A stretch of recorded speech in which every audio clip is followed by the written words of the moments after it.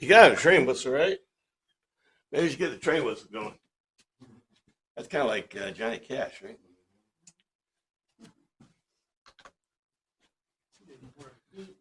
Meet, meet.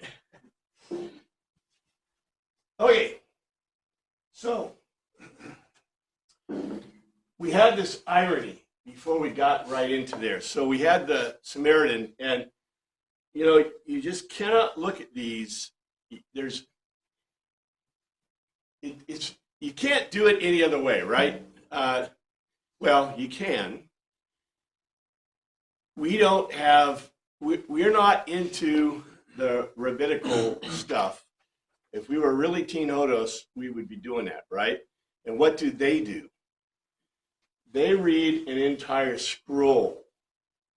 So the whole scroll of the book of Ruth is read during Shavuot. I think it's Shavuot, during the festival of the two loaves.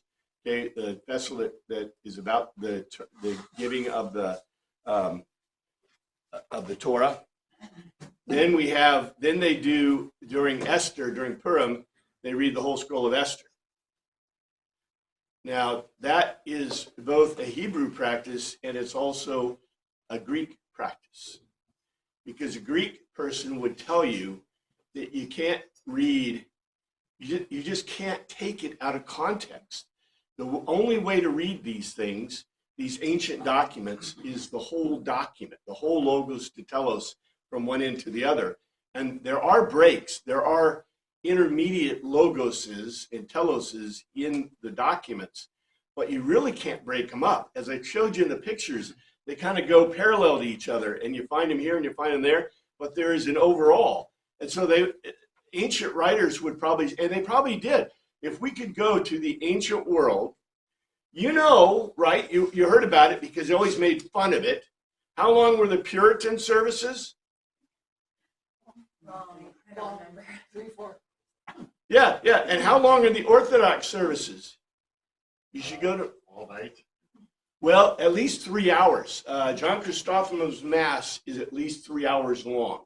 So if you want to do John Chrysostom Mass in an Orthodox church, it's going to be about 3 hours, 2 to 3 hours, guaranteed.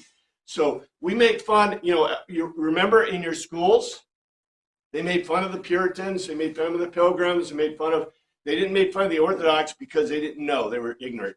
The Catholics shortened the Mass, and so did the Lutherans, and we shorten our Mass even more. If you notice, we left off the penitential stuff and all the other stuff. We leave off a whole bunch, which is really interesting because I think Martin Luther would be mad, but that's okay.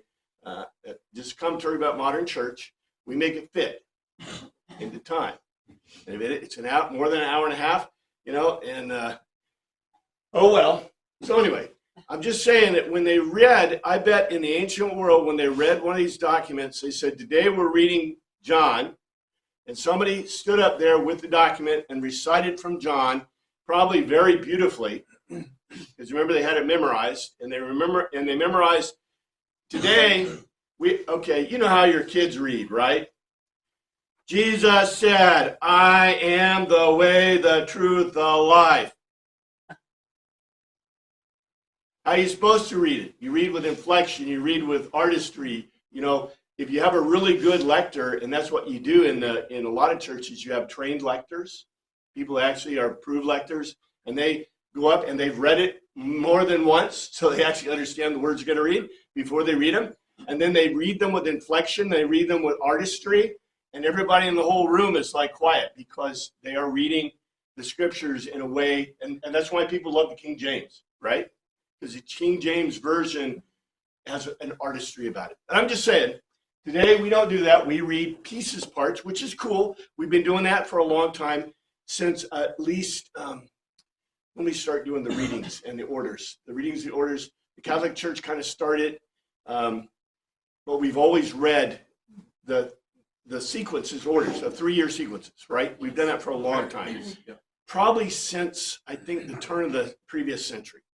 So it's kind of a way the churches have done it. And the reason the churches do it, why do you think all Orthodox churches do that and have the same order?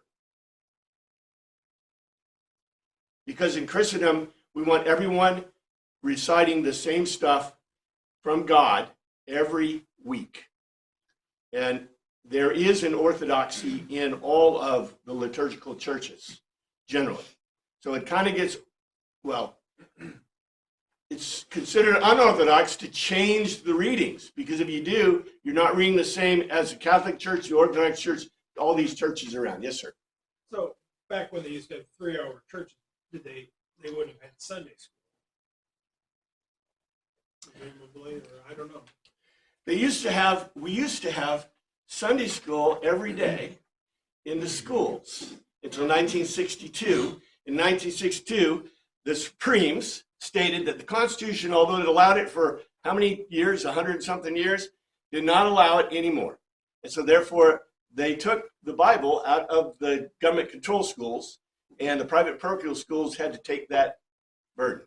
I guess I'm saying adult Sunday school, where you kind of break it down. Today, adults are supposed to go to Sunday school, just like kids, and that's where you have an opportunity to further read and break down the Bible. So that kind of, I thought, took a little bit of the place of where you don't have the 3-hour services anymore. Now you've got Sunday school, and you're supposed to continue your learning. Well, the services were not what you think in that term. It wasn't like they had extended homilies. If you go look at John Chrysostom's Mass, the Mass was really, the Mass itself is about 2.5, 3 hours long. It's a long Mass. And what we've done is the Catholic Church is the first ones. They said, let's cut that because it's too long. So they reduced it to about 1.5 hours.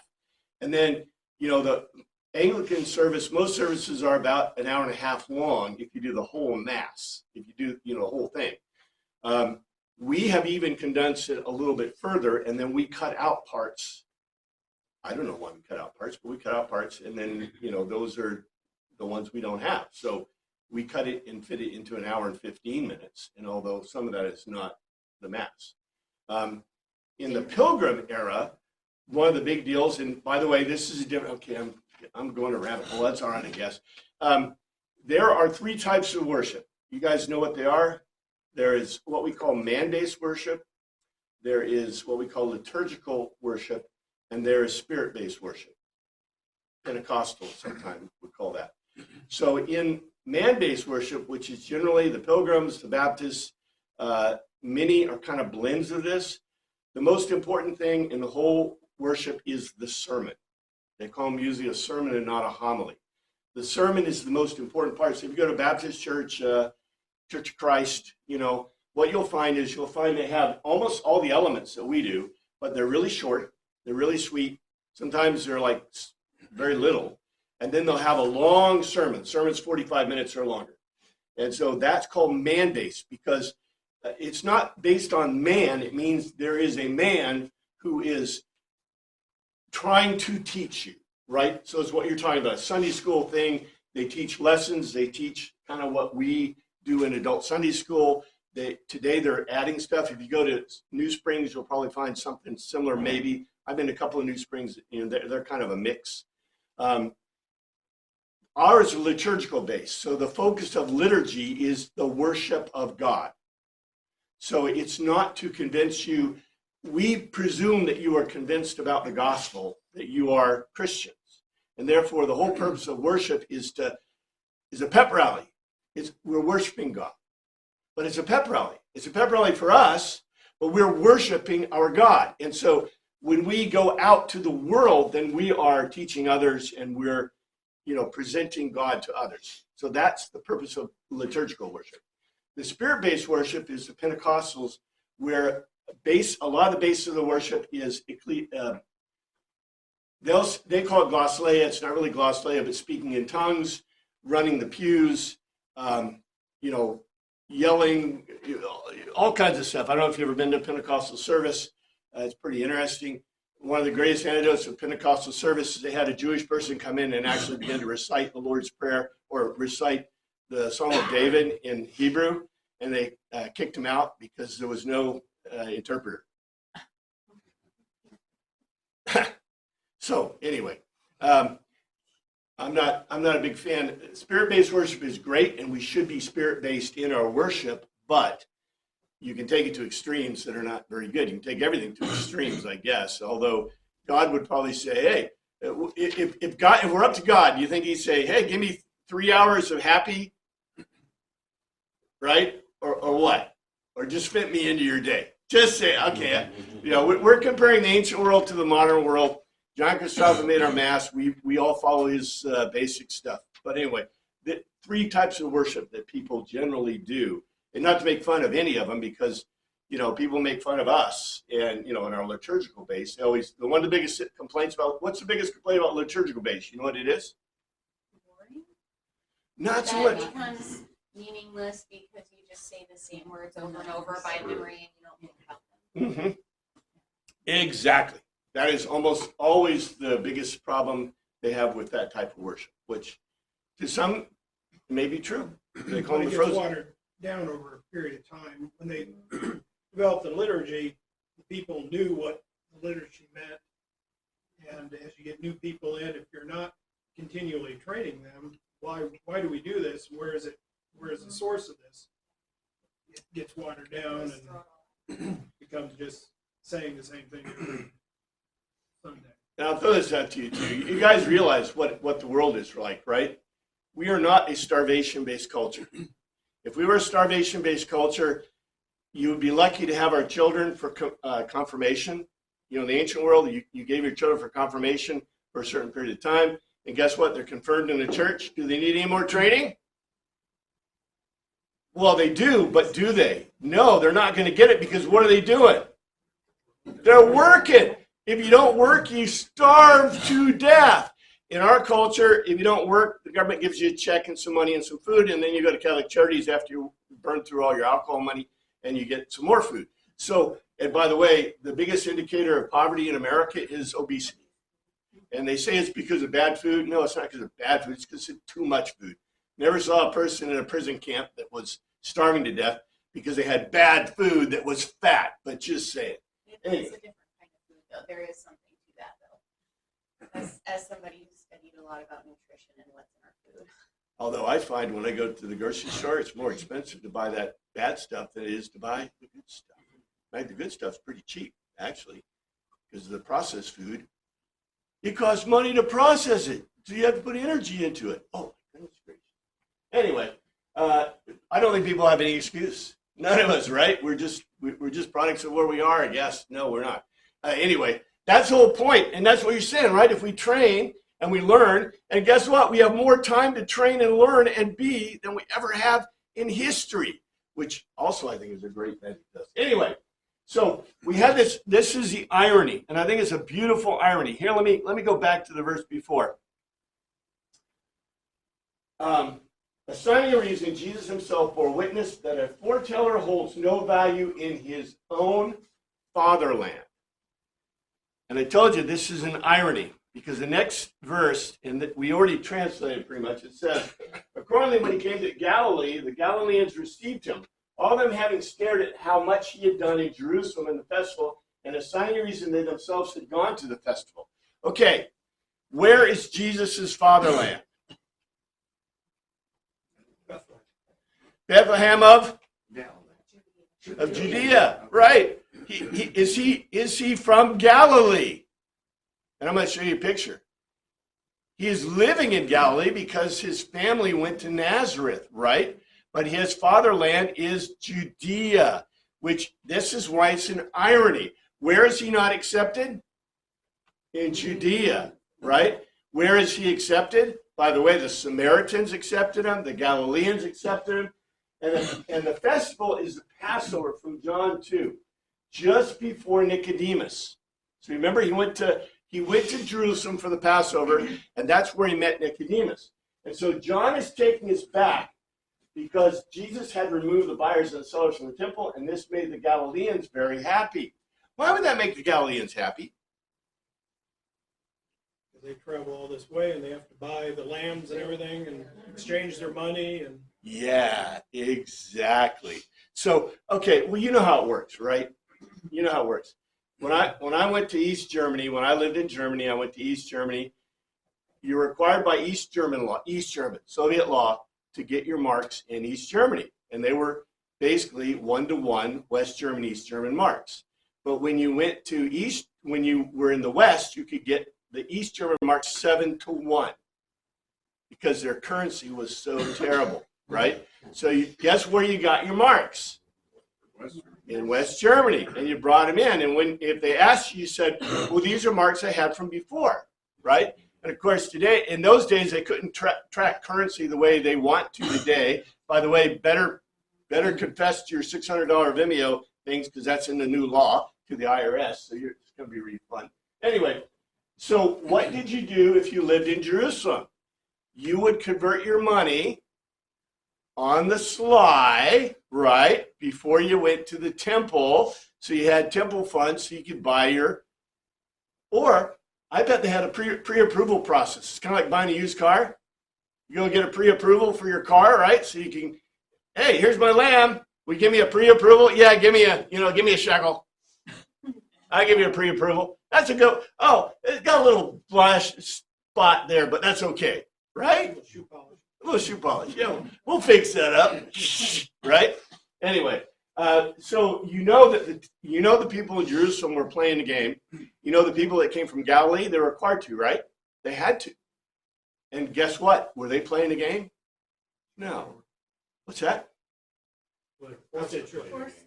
Well, they were forced to play by the rules, right? They were forced to play by the rules. So they're the ones who had to follow the rules. So they're very happy when Jesus kicked the buyers and sellers out because they were happy. The previous statement is I'm referring to the Judeans and not the Galileans. This is also a sideways reference to Jesus being born in Bethlehem because where do we know he was born in Bethlehem? What documents tell us that? Well, Matthew, Mark, and Luke. Does John tell us he was born in Bethlehem? No, because that, like I told you, this is where the author was asked, hey, John, what happened after? What else about Jesus, right? And he's adding all the stuff that was not in Matthew, Mark, and Luke. So we are getting the ads. This is what it's all about. And so not only is he giving, well, he's writing for the Romans, I believe, very strongly. He's writing for Romans and Greeks, but he's also giving ads to stuff that we didn't know. And so what he's doing is giving references. So guess what? Everyone knew that Jesus was born in Bethlehem, right? Everyone knew this. John doesn't need to tell you that. That's already in the, he's not repeating. If you repeat, what are you doing? Wasting space, right? Wasting effort. So he's giving something else. So this said, once more he visited Cana in Galilee where he had turned the water into wine. Oh, okay, why repeat that? He wants us to go back to that logos to tell us. This is a big deal. There was a certain royal official whose son lay sick in Capernaum. All right. This is really interesting stuff. So Jesus came again to Cana of Galilee where he made water into wine, and there was a certain nobleman whose son was sick at Capernaum. All right, let's see.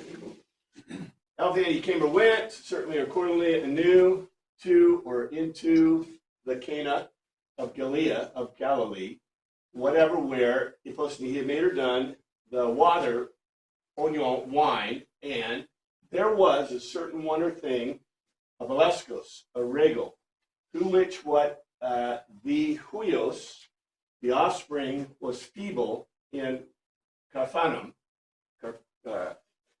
whatever. Accordingly, he came into Cana of Galilee, where he had made the water into wine, made the water wine, and there was a certain regal whose offspring was feeble in Capernaum. All right.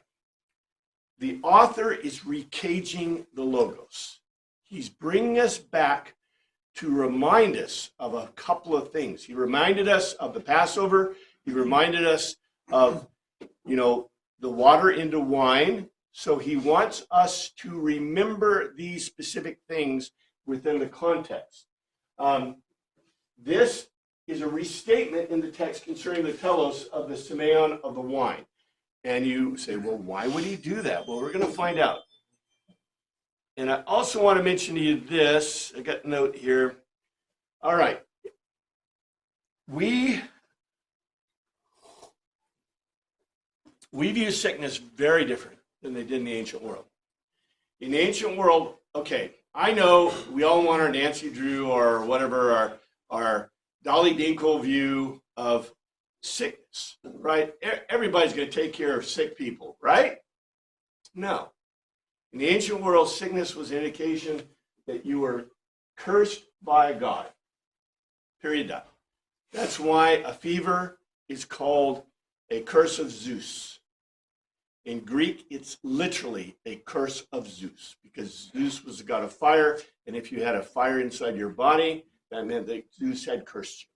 And so, all right, if you were Orthodox or if you were culturally Greek, what you did is you sent or brought your child or person or the sick person to the Asclepion.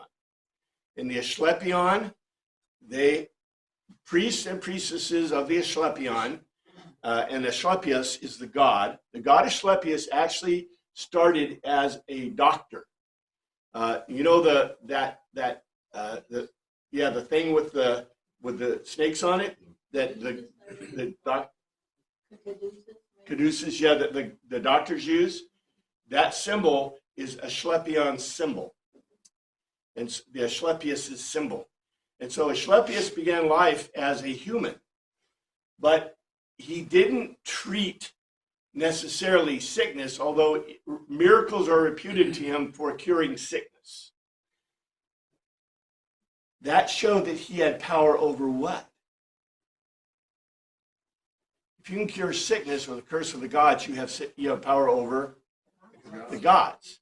And so Asclepius was made a god in Greek literature, in Greek thought, because he could cure illnesses. But if they're curses of the god, who is the only person that can cure you? A god or Asclepius, who has power over the gods. So what you did is you brought people to the Asclepions, and we don't know exactly how they worked out. We found some Asclepions, but they usually had like places for people to lay, maybe above ground, like maybe slabs or marble or things or whatever.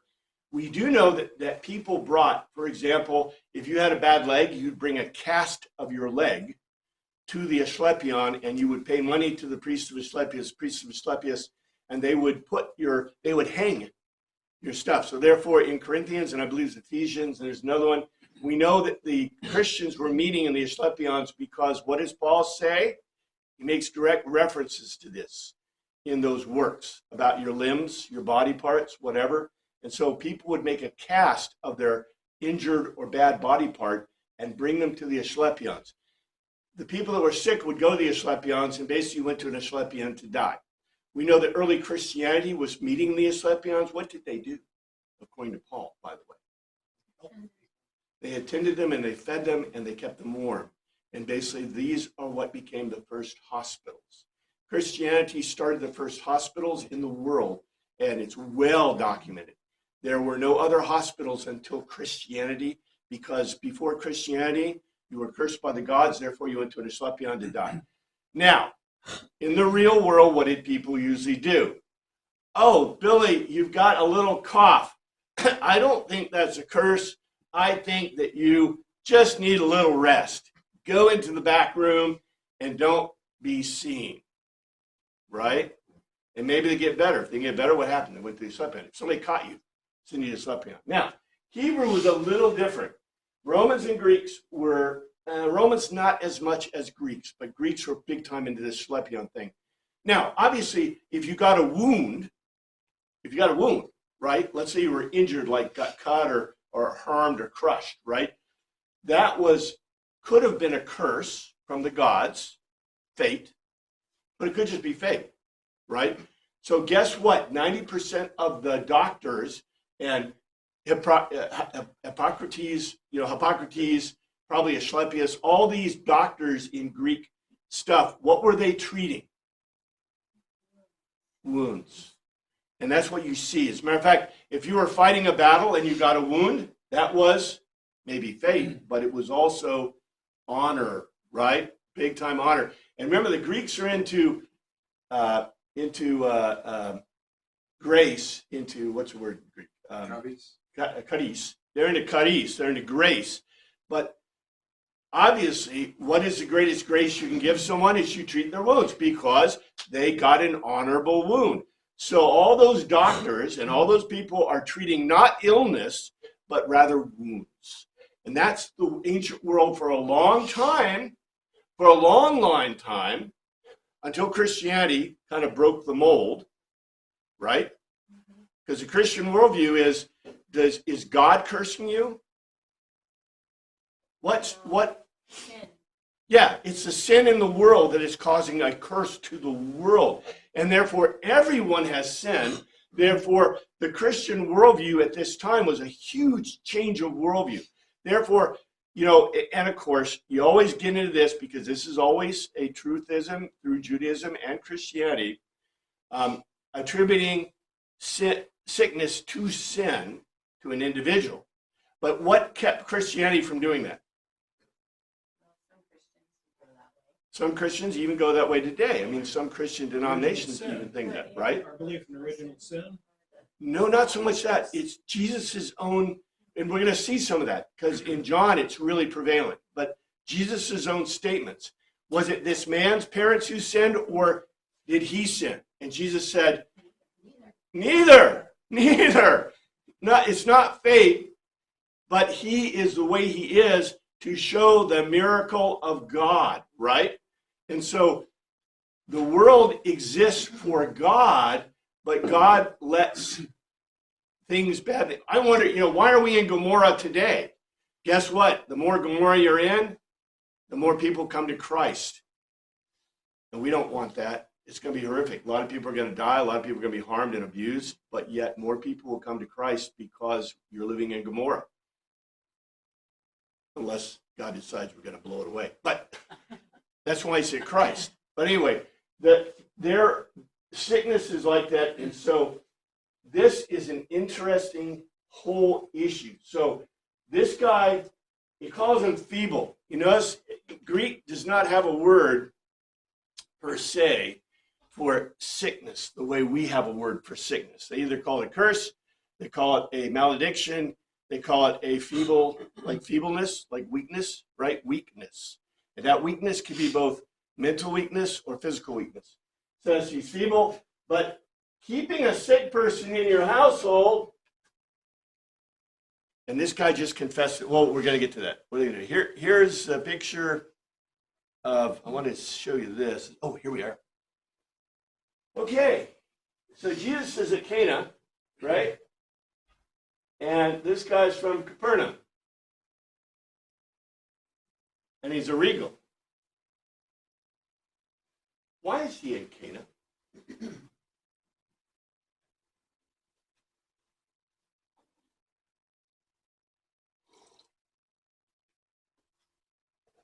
Let's see if it tells us more. When this man heard that Jesus had arrived in Galilee from Judea, he went to him and begged him to come and heal his son, who was close to death.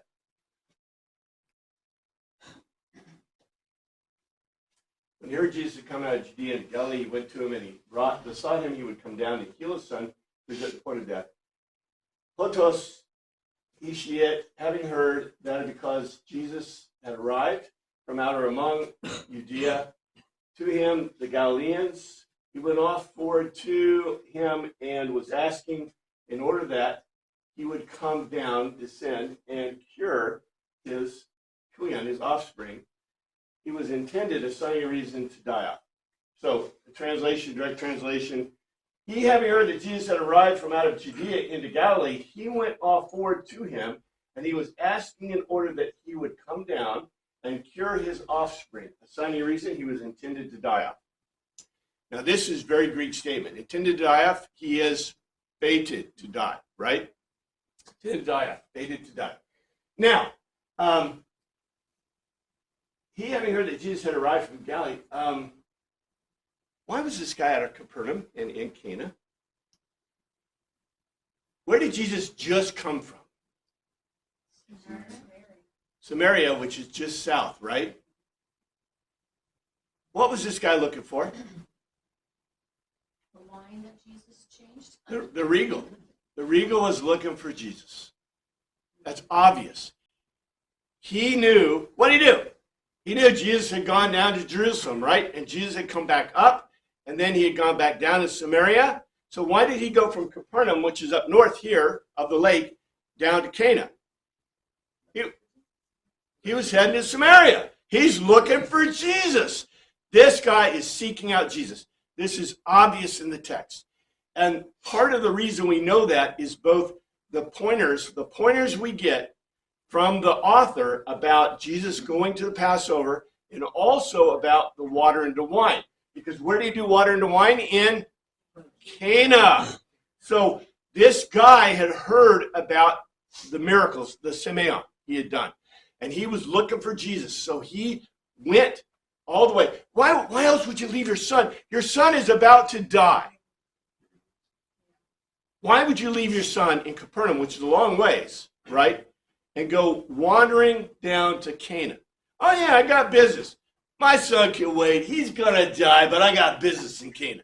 No, he was looking for Jesus. And it's really obvious, I think, from the Greek.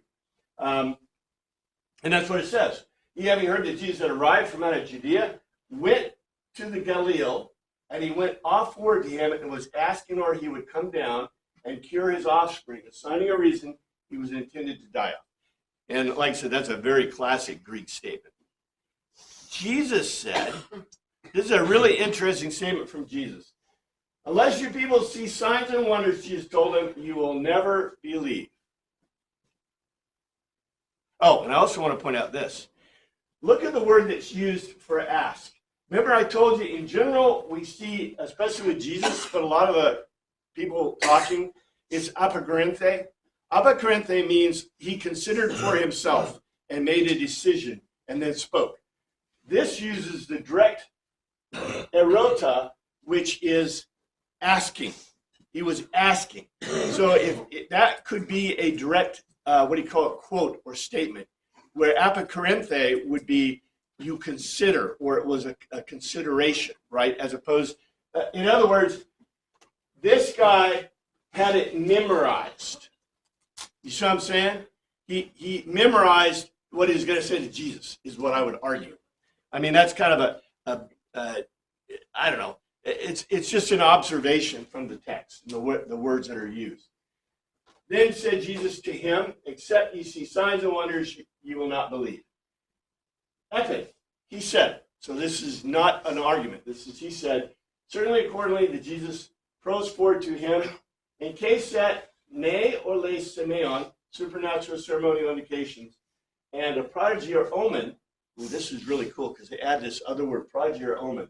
You stare at, no or not, ne or laced, but still, you will be persuaded, convinced by a logical argument. Accordingly, Jesus said forward to him, in that case, no supernatural or ceremonial indications and no prodigy or omen you stare at will ever persuade you. In that case, this is probably a direct quote from Jesus. In that case, no supernatural or ceremonial indications and no prodigy or omen you stare at will ever persuade you. Very interesting. He didn't talk like this to the Samaritan woman, did he? Not at all. There's an apocryphal allusion in this.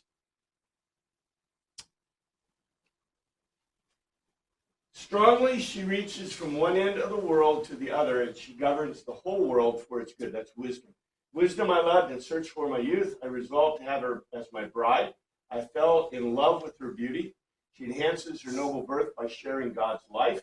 But the Master of all has always loved her. Indeed, she shares the secrets of God's knowledge. She chooses what he will do. If in his life wealth is a desirable possession, what is more wealthy than wisdom, whose work is everywhere? Or if it be the intellect that is at work, who more than she designs whatever exists? Or it be uprightness she loved? Why? Virtues are the fruit of her labors, since it's she who teaches temperance and prudence, justice and fortitude. Nothing in life is more useful for human beings. Or if you are eager for wide experience, she knows the past, she forecasts the future, she knows how to turn maxims and solve riddles, She has foreknowledge of signs and wonders and of the unfolding of the ages and times. A direct apocryphal, this is an apocryphal allusion. I therefore determined to take her to share my life, knowing that she would be my counselor in prosperity, comfort, and cares of sorrow. Thanks to her, I admired the masses and honored through youth. The elders, though youth, I shall reckon shrewd as a judge, and great will be amazed at me. They'll wait on my silences, pay attention when I speak simply. By means of her immortality will be mine. I shall leave an everlasting memory. I shall govern peoples and nations and be subject to me. At the sign of my name, fearsome despots will be afraid. When I go home, I shall take my ease, for nothing is bitter in her company. Having mediated all this and having come to the conclusion that immortality resides in kinship with wisdom, noble contentment in her friendship, inexhaustible riches in her activities, etc., etc. I was a boy of happy disposition, or rather being good, I had entered an undefiled body, but realizing that I could never possess wisdom unless God gave her to me, a sign of intelligence in itself, to know whose gift she lay. I prayed to the Lord and entreated him with all my heart. I said, and the next one is the continuation of the next chapter in 9 of wisdom. I didn't include that. The big deal for this is an apocryphal allusion, but the conclusion of this allusion is that who gives wisdom? God, I can never possess wisdom unless God. God. Yeah. This is a beautiful indirect reference that Jesus makes by his quote, that he's basically telling everyone that because he's doing Semeion, and by the way, it's really cool. Prodigy and omens, I love that, but wonders and miracles, whatever, Semeion and whatever. The beauty of that statement is that this apocryphal allusion points to the fact that who's the only person who can do that? God. And so John is giving us. So the royal official said, "Sir, come down before my child dies." Oh boy, this is really fun. The nobleman said to him, "Sir, come down ere my child die." And here we go. Legea makes a logical argument for it to him. The regal, supreme in authority, you come down prior or sooner, dies off the paedon childing of my child. What's interesting about this is, okay, what does this look like to you? A command. And what would a regal be doing? Making a command. That's not what the Greek says at all. This guy is just like good old Nicodemus. He didn't ask. He didn't tell. He makes a logical argument. In other words, he was talking to Jesus. We don't know how long. We don't know what all he said to Jesus. But what he'd probably have.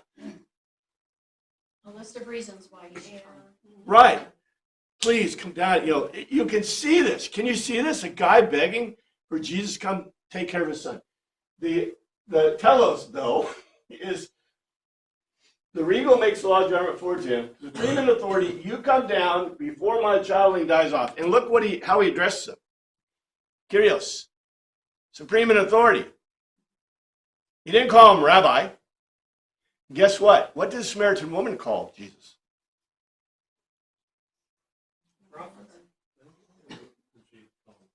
Eventually, but she first called him supreme in authority. She called him Kyrios. Wasn't a rabbi. Wasn't her rabbi. Supreme in authority. This regal. Okay, what the purpose? John is telling us something. All right, I know we don't have kings, we don't have bishops, or we don't have barons and counts and earls.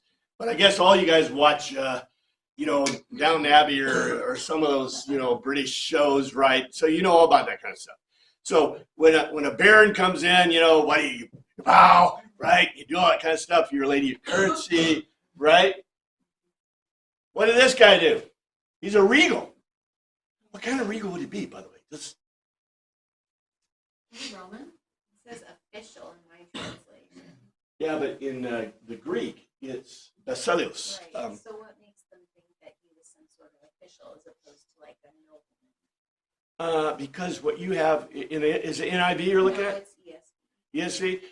Okay, look at what the King James calls him. King James. Where's King James?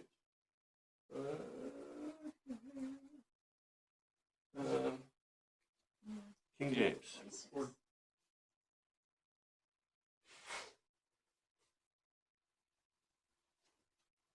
Certain nobleman. That's a more accurate translation. The NIV calls him a royal official. A royal official is probably more correct. Okay, why do they want to put official in? Okay. What I'm showing you is what we call a cultural translation. And when I mean cultural translation, I'm giving you a cultural translation from the ancient Greek. That is the ancient Greek thinking, right? King James gives you a cultural translation from whose thinking? Monarchy of England, yeah. Yeah, well, 1500, right? Around 1500, about the same time as Reformation. All right, what does the NIV give you? Something more akin to American democratic forms of government. Yeah. So we get, he turns from a nobleman. Well, he's actually a regal being, we'll talk about regal in a second because I think regal is important, but he turns from a regal to a nobleman, which is really similar, to a royal official. ESV says he's a official. Well, official of what? That's a huge question. I know what he is in the Greek. He's basileus. Let's see what. Is he Roman? Is he Jewish? That's what I don't know. Now that is a beautiful question. That is a beautiful question. Okay, let's ponder this. Okay, is it possible that he could be a Roman official? Roman royal. Reality. If he was, he would have to be a what? You read my book, Centurion, you know what he has to be. There's only one kind of nobleman that's going to be found in any of the provinces outside of Rome. He'll be either a governor or the head of legion. He'll be the guy who's head of legion or part of the head of legion staff. And if he was, they would call him a legatus. They would call him a Roman legionnaire, head of a legion. They give him a royal personage in that sense. So not Roman. Can't be Roman. How about Greek? Could he be a Greek noble person? In Capernaum? Nah. They call him Basileus. They would call him Basileus. That's the word they would use. He's royalty. But nah. Because why? Where are all the Greek royalty? If you're going to find... In the backwaters? Well- Athens? Well, you might find one if you were in the Decapolis, right? In the Decapolis, you'd have a guy, because it's possible, right? But remember, the Greeks remember the Greeks under Alexander went and took the Seleucid Empire. They took over the Greek Empire. So you had the Theban Empire, the Seleucid Empire, and the Egyptian Empire. Who took over the Egyptians? Rome. Who took over the Seleucid? Well, half Rome and half the Persians and the Scythians. So you got, kind of mixed, right? What do you think happened to all the Greek royals? Well, if they could. Or they got the Daniel treatment, right? Yeah, so they ain't reproducing. They wouldn't have a son. And then in Thebes, you'll probably find them. But who's running Thebes and who's running that place? Rome. Okay, so really slight chance that he's a Greek. Okay, now Hebrew. Would he be an official of Herod's court?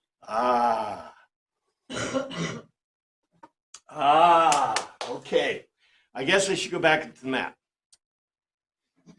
Because the map, By the way, where is Samaria? It doesn't delineate Samaria. it'll be south. Should be There's south. Judea there. Yeah, it has Galilee right next to it. be right below it, like to the top, right? Because name is right across, I think. I shared that map of Samaria. This one doesn't have Samaria. Right, this one doesn't have one of the most important ones I want you to see, which is, oh, no, it does. It does Tiberias. Okay? This is where Herod and his court lived. Tiberias. Remember, Tiberias could not be entered by Jews because of why? Oh, the cemetery. Okay. Why did Herod not care? He wasn't Jewish. It's right. He wasn't Jewish at all. He was an Edomite. Uh-huh. I really wish we knew the name of this guy, right? This royal guy. But the royal guy, he lives in Capernaum. Why do you think he lives in Capernaum and not? Okay, let's say, I agree. He's got to be somebody from Herod's court. He's got to be a royal, a regal, someone who is by birth, right, through the royal family, and most likely through the Hasmonean dynasty, right? His Hasmonean dynasty, probably a lesser noble, but obviously a noble, probably in charge of, Capernaum, that area of Capernaum, right? Probably in charge of that area. They didn't tell us that. Why don't they tell us that? Greeks would have figured that out easily. Well, common knowledge, and also, it's true in modern literature in some countries. In America, you can say that you went to McDonald's. You can't say that in Japan. If you write in Japan in a fictional work that you went to McDonald's, McDonald's in Japan can sue you. What? Yeah. You cannot mention in Japanese literature, if you have literature in Japan, you cannot use names or symbols of any kind. And so they go everywhere they can to fix it. McDonald's, Starfreak, whatever. They'll use different names in all their books and magazines and everything to not use the real name because you can be sued. Just by mentioning a name, you can be sued because it's considered in some ways defaming the name of the company. And likewise, you can't use real names of people because if you did, Is that only in fictional or like in a news story? Could they mention McDonald's? in a news story, you can, but the defamation rules in Japan are very different in the United States. And you got to be really careful about using people's names. So the news is a lot more, if you get Japanese news, it's going to be very in repute because if they mention something in their culture, they sue you and they will win. Matter of fact, if you have an accident in Japan, you break someone's leg or if you cause injury, you will be sued and you will pay. And in many cases, if it wasn't your fault, depending on how they find it, usually if they declare fault, but many times Japanese people will pay if they cause injury, even if it isn't their fault. Because in their culture, just causing the injury can be considered a cultural affront, social affront. So they don't want to have that happen. Anyway, different cultures, right? And in other countries in the EU, you might be able to get away with using McDonald's or other names, but in general, you cannot use people's names. In the ancient world, by the way, what did the writer John, this official may have been alive and well and living, and if John hadn't talked to him and asked his permission, right, it's not so much that he would be sued or defamed, but it's just something he didn't do in their culture. So you may even know who he was. Plus, you could also cause this guy great harm because if these people are still alive, like Herod or the courts or others, right, what would they do? Now, if he's calling him a basilisk from Capernaum might point directly to who he is. Might. And But having he a sick does leave child some and blah, blah, blah. There's a lot of details that would. A lot of deals. That would narrow it down. Maybe. Remember, would you tell anyone you had a sick child in your house? No.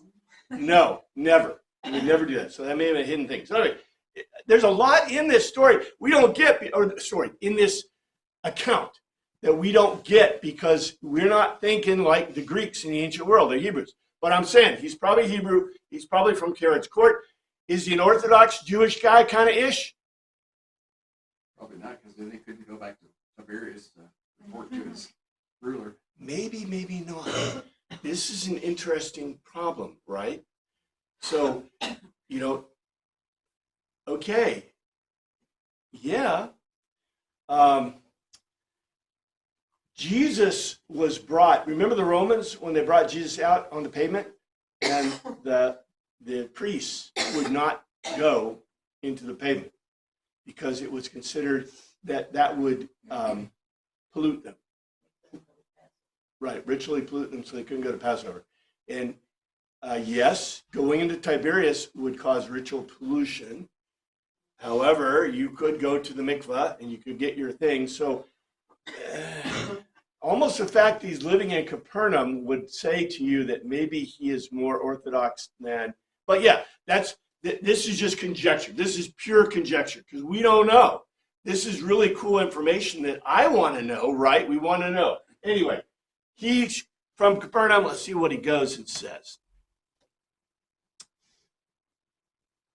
Come down before my child dies. He made a logical argument to him, supreme authority. Go. Jesus replied, your son will live. The man took Jesus at his word and departed. Let's see what it says in the King James. Jesus said unto him, go thy way, thy son liveth. And the man believed the word that Jesus spoke to him, and he went his way. What does it really say? He makes a logical argument, legai, to him, Jesus. You go on your way, the offspring of you, he lives. He was persuaded, the anthropos, the man, to the logical argument, which he said to him, to Jesus, and he went on his way. Boy, this is really different than we got. Yes, sir. Just another quick observation. This guy's a government official, and he's going to Jesus and saying, you're higher authority than me. So that's kind of a big deal right there, too. So. Yeah, I think this is huge. The fact that he called him curious. When you meet a baron, don't say, hey, dude, right? You're supposed to say, Lord, Dupahead, right? When you meet a knight, you're supposed to say, Sir Dupahead, and you're supposed to bow and all that kind of stuff. Jesus is like, yo, and this guy goes, hey, sir, right? This is opposite from Downton Abbey, completely opposite. But what's really interesting in the Greek is it says, he didn't say a word. It wasn't a word. Jesus makes a logical argument to him. So Jesus didn't just tell him. What did Jesus do? He explains stuff. Yeah, he explained it to him. Oh man, don't you wish you heard the whole explanation? But Jesus didn't. And by the way, remember what was the words that Jesus previously just said? He said to him, not even if you see miracles, even if you see omens, if you see wonders, you're what? Not going to be persuaded. And then Jesus persuades him. Without him seeing anything. Without him seeing anything. He's not doing the miracle in front of him. This is a beautiful. This gave me chills. I think this is so powerful. That, we went with the Samaritan woman. I love the Samaritan woman. The Samaritan woman is amazing because here's the smartest person in all the Gospels probably. And Jesus doesn't have to teach her. She knows, right? Then we get a royal guy. And Jesus takes the time to, wouldn't you love to be in this teaching? This persuasion? Go on your way, your offspring lives. The man was persuaded. He was convinced by logical argument to the logical argument which Jesus said. It said 3 times. 3 times in the Greek. Look, legai, episteuin, pistus, episteuin, and logo. And I told you, logo does not mean word. It means a logical argument. So Jesus makes, it says in 3 ends, you made a logical argument, you go on your way, your offspring lives. The man was persuaded, convinced by a logical argument, to the logical argument which Jesus said to him. And he went on his way. All right, he's convinced. Then what happens? While he was still on his way, his servants met him with the news that his boy was living. Now I told you, why would a father leave his son? We know he's looking for Jesus. He's looking for Jesus. He's looking because he knows, well, what did he hear about, right? Jesus was not honored in his own land, his own fatherland, but he was honored by the Galileans. This guy's surrounded by Galileans. What are the Galileans saying about Jesus? He's taking our side. He's amazing. He's doing miracles. Of course, he's talking to Samaritan women, right? He's talking to Samaritans. Oh, let's not talk about that. But, he's doing amazing things. He did stuff in Jerusalem. He's doing stuff here. He made water into wine. What an amazing guy this is. And this regal is looking for Jesus. He's looking for Jesus. He has a big reason. And Jesus says, hey, you'll see all these signs and miracles, but you won't be convinced. And then Jesus convinces him, not by the miracle, but by his argument. And he was now going down, his servants met him and told him, saying, thy son liveth. I guess we only have time for this. I guess we'll finish with this even now, but unto of him, katabenotos. He is coming down to sitting the slaves of him, the slaves, doulo, not the servants of him, hypentension. They went opposite under, fell in with him. I guess there's more of this we need. Making a logical argument that because the child of him, he lives. They didn't just tell him your son lives. They convinced him. I don't know how, but they had convincing evidence that his son was alive. Not just, hey, your son's alive, right? Somehow maybe pictures, a video. No, maybe on their smartphone, right? They had information. They showed him. They gave him information, a logical argument that was true. Thank you, Father, for your word. We pray you look after us this week. In your name we pray. I think it's a smart tablet. It was a smart tablet. Yeah. They FaceTimed her. What do the